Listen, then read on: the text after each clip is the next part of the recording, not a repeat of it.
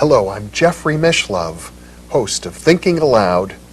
Our topic today is the Sanskrit tradition. My guest is Dr. Dean Brown, a theoretical physicist, Sanskrit scholar, entrepreneur, and translator of the Upanishads and the Yoga Sutras. Welcome, Dean. I'm very glad to be here. It's a pleasure to be with you. You know, I think many people who speak English don't realize that our own language, as well as most Western languages, have their origins in what is sometimes called the Proto-Indo-European language, which is really the same language from which Sanskrit and the Hindu traditions are derived. Yes, English, Russian, Icelandic, French, Greek are all dialects of a mother tongue that's spoken very widely in India and many parts of the world. We think of ourselves as being Western, and we think of India and its culture as being Eastern, but actually they have not only a common linguistic origin, but a common cultural basis as well. Yes, common thought. If we divide East and West, I would put the boundary between India and China, perhaps. But India is Western, by my way of thinking. Well, and Buddhism, which was born in India and then moved to China, bridges that gap as well. Buddhism is the West that went to the East.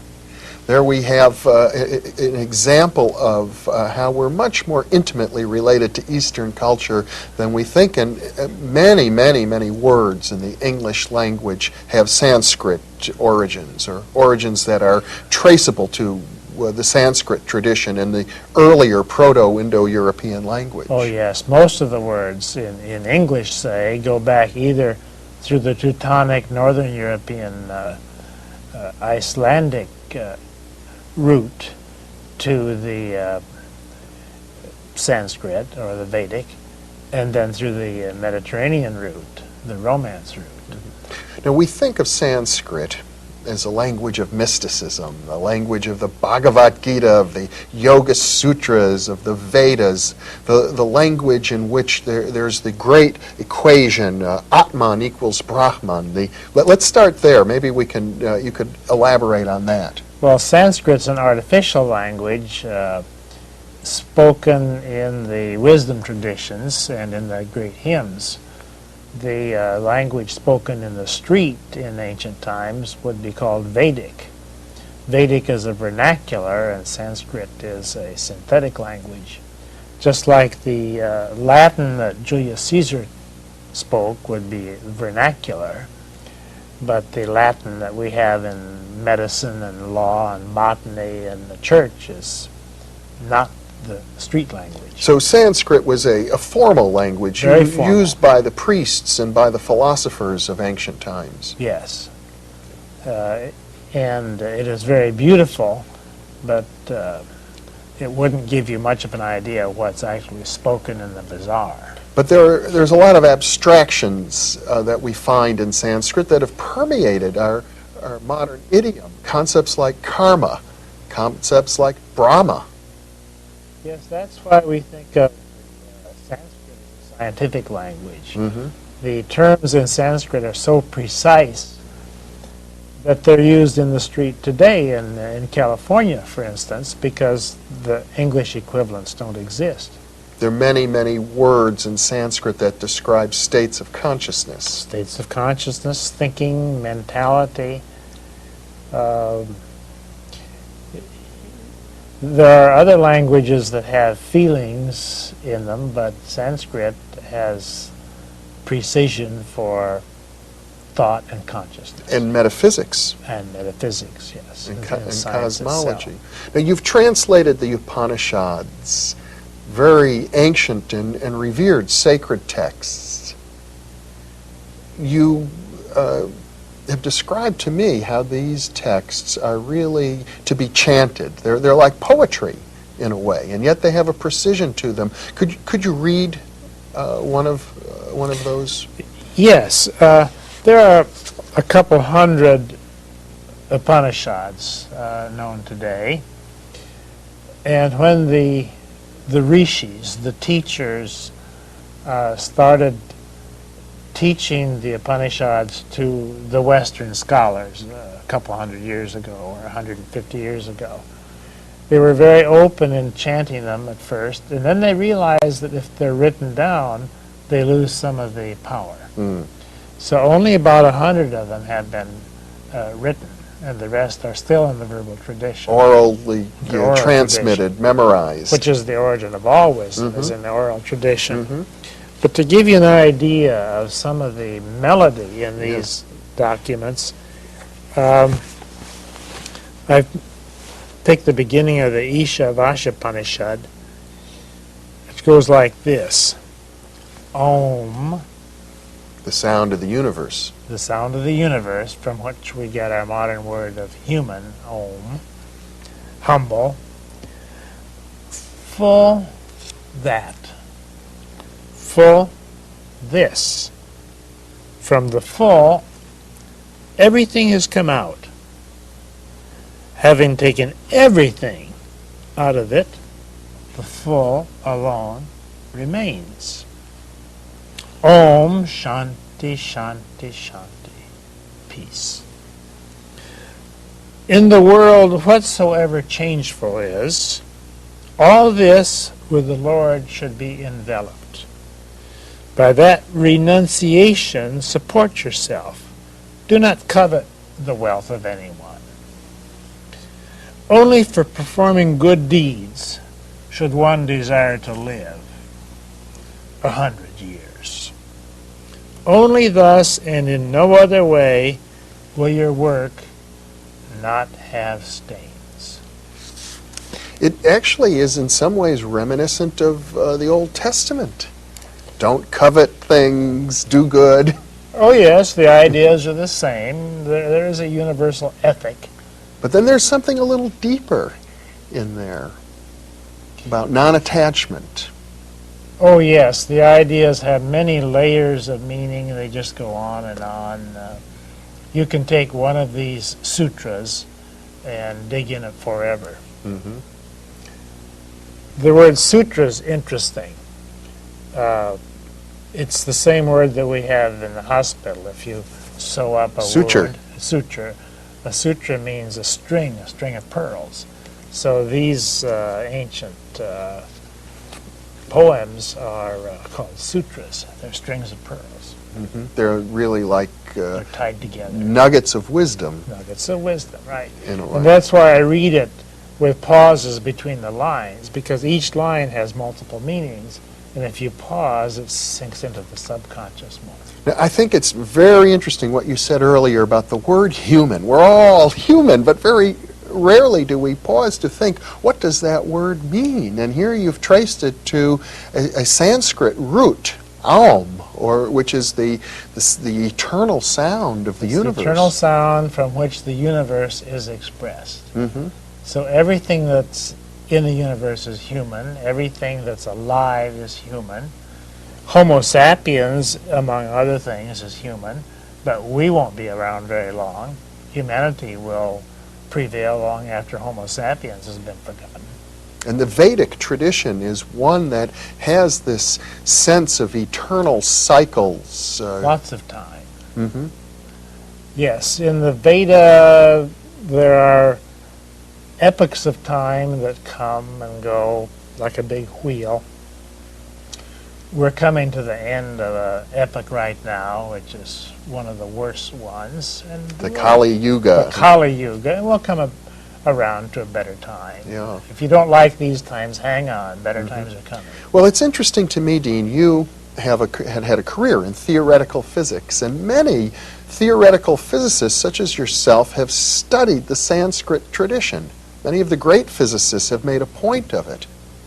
Yes, physicists like the Sanskrit tradition because the cosmologies that were written down, how the universe came about, apply pretty much today. In other words, that there's a sense amongst physicists that the precision, the rigor, the depth of insight amongst the ancient Sanskrit wise people, the rishis, speaks to us today, to the scientific mind. Oh, very much so. The story is told about Robert Oppenheimer, when he saw the first nuclear blast at Alamogordo. And the press said, "What were you thinking when you saw the first atomic bomb?" And he said, "Well, I was thinking of the dance of Shakti." The dance of Shakti. Yeah, and as I recall, he used a quote from the Bhagavad Gita to describe the atomic bomb, brighter than 10,000 suns. Brighter than 10,000 suns. Yeah. So this is called, the Vedic writing and the Upanishads are called science by people who've studied them, not only in ancient times, but today. Yeah. Science meaning to discriminate between this and this. Well, Dean, we're going to be taking a break shortly. We'll be back in just a couple of minutes. We've got a lot to explore about the Sanskrit tradition and its relevance to us in our lives. Thank you.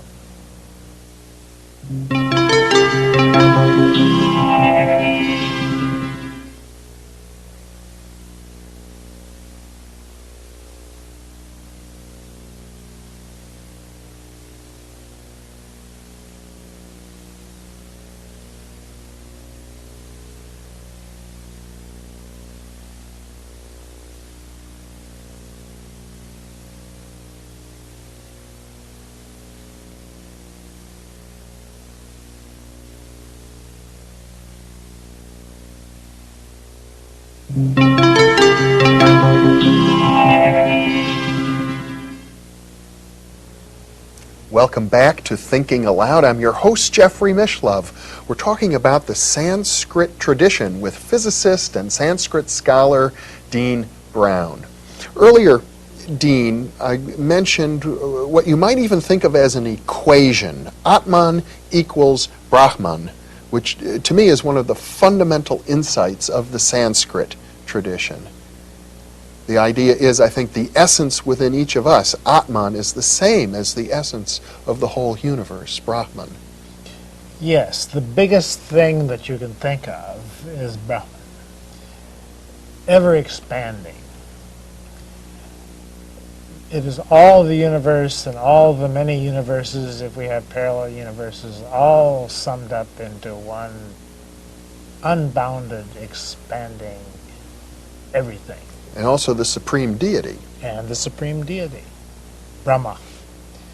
On the other scale, the smallest thing you can think about is your center, and your true self is smaller than any of the parts that go to make it up. It's not your body, it's not your ego, it's not your self-image. It's essential inside of all of those. And the equation of the Veda is Atman equals Brahman.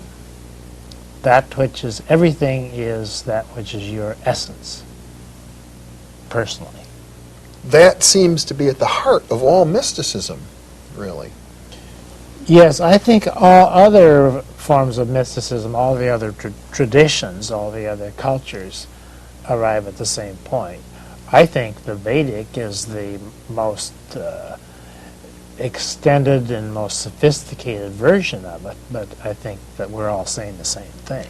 It's sort of like the E equals MC squared of metaphysics. It is that and much more, yes. And if I understand the Vedic tradition, the Sanskrit tradition, it is out of this insight that a whole science of metaphysics unfolds. Yes, from this point, Atman equals Brahman, we get the whole cosmology of the ancient Indians. The ancient Greeks is derived from it because Greek is a Vedic subculture, and Latin, our modern science, is derived from it. All of that comes in its many forms down to us in the modern form of Advaita, Vedanta. Vedanta means the fulfillment of the Vedas. Veda means wisdom. And Advaita means not two. That which is the biggest is not different from that which is the smallest. So when we think of Hindu culture, for example, as being polytheistic, and we don't understand this Advaita tradition, we're missing something very important about the way they understand their relationship to their deities. Yes, indeed. The Vedic tradition, the Vedic wisdom is so extensive that when a person comes to it, he brings himself to it first. So the first thing one finds in the Veda is himself. And his polytheism, as it goes deeper and deeper into it, becomes a monotheism, and beyond a monotheism. Even monotheism is not essential enough, not subtle enough to get the idea that you ultimately find in the Veda. Yeah. Now, in Plato, we have the notion of the world of ideals. We call it the Platonic world, the world of pure forms. But this is also found in the Vedic tradition. See, that's in the Veda, that in Sanskrit, that's called the Ritambara Pragyan. Ritam is where we get our word right. This is right, this is a right angle, make a right turn at the corner, let's make it right, let us correct something. That all goes back to the Sanskrit idea of that which is perfect. Mm-hmm. And everything in the universe, everything that's manifest, is imperfect.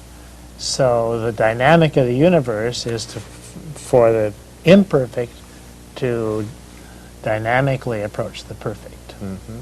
And the metaphysics, the practical aspect, as I understand it, of the Vedic metaphysics is that through disciplines, through meditation, through centering oneself, we are able to apprehend that Ritambara world, that perfection, and then we can bring it into manifestation in our lives. Yes, by keeping your eye on the perfect and letting your feet find the way in nature, we bring about the expression of perfection in the manifest. Mm-hmm.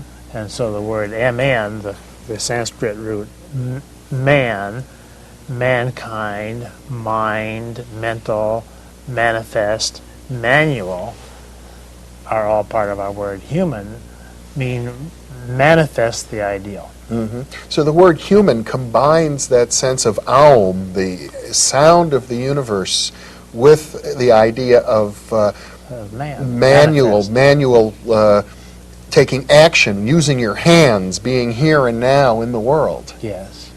And even the word action comes from the Sanskrit idea of prakriti. To act comes from prakriti, and prakriti is their word for nature, practical. Mm. Practical is in contrast to theoretical. We have theory and praxis. Theory, theoretical, comes from the Sanskrit devas, deus in Greek, theos in Greek, deus in Latin, divine, which originally means senses. Your senses are your devas. So God is your senses, your perception of the universe. A very sensory experience is the way that we connect. Everything comes from your senses. Mm-hmm. Now, you have thousands of senses, but it's through all of your senses that you comprehend God, the universe. And the very idea that a human being can comprehend the divine, the infinite, is particular in some way to the Sanskrit tradition, I think. Yes, indeed. And to comprehend the divine, which is to say everything, one comprehends oneself, one's Atman. Mm-hmm. The route to the divine is through the Atman. Mm-hmm. The route to everything that you sense or can sense is through your center. Now, the Sanskrit tradition, of course, is a vast literature. We have the Vedas, the Upanishads, the Mahabharata, the Bhagavad Gita, the Yoga Sutras, the Brahmanas. The Tantras. The Tantras. Well, the Tantras in particular are interesting because, as I understand it, they're really the oldest of these traditions. Yes, the Tantras are the shamanic practices of the proto-Vedic people. The Indo-European people. The Indo-European people, which are parallel to all shamanic people. And it evolved into the Vedas and the science and theory. but they started as rituals and practices of nomadic people. And sometimes we have a sense in the West that spirituality is very otherworldly, sort of separate from our day-to-day practical experience. But as you explore the Sanskrit tradition, and in particular its tantric origins, there is a different sense, a sense of oneness, of our sensuality and our spirituality really coming together, as you expressed earlier in the very word, devas. Yes, God is approached through nature, just as in the Hebrew Kabbalah, the Ein Sof, the God is approached through the Shekinah, who is approached through the Malkuth, the nature. So one gets to God through nature, and one gets to nature through God. Now you've done something very interesting here, and I know you're a scholar of many traditions as well as Sanskrit, by bringing in the Hebrew. I think it's useful to point out to our viewers that when it comes to human culture, there are many different streams. Hebrew, the Sanskrit, perhaps the Chinese, the metaphors. Polynesian, the American Indian, the African, that Mayan. Linguistically they're quite separate, but yet in terms of the sense of the world, one might say that they all have their origins in a kind of common human culture, which we might describe as shamanic. Yes, they're based on experience. The raw native experience of any person, where he comes from, the home and the hearth and the field and the hunt, lead to our metaphysics. And all these forms of metaphysics are isomorphic. Isomorphic meaning? The same form. They have the same form. They're different ways of saying the same thing. And yet they appear quite different.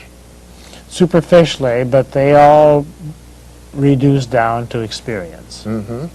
Well, it's very interesting as we're exploring the Sanskrit tradition. What you're saying here is that although it doesn't share much history with the Hebrew tradition or the Polynesian tradition, when you begin exploring it in its depth, it's the same. We come to the same thing, yes.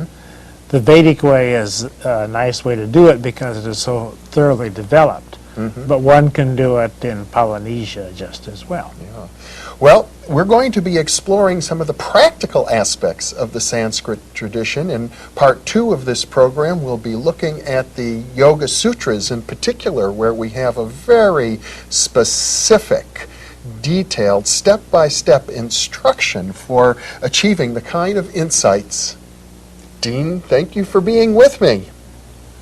And thank you for being with us.